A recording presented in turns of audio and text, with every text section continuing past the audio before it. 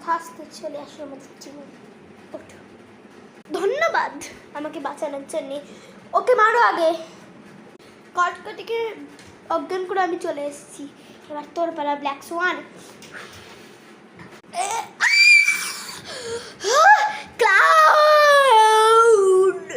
Cloud বেরিয়ে যাবার ভেতর থেকে আর ওদের মার। বেরিয়ে গেছি আমি।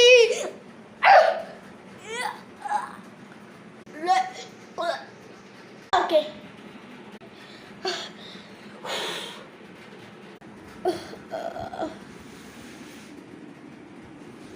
থ্যাংক ইউ সো মাচ তোমাকে কিরণমালাকে বাঁচানোর জন্য।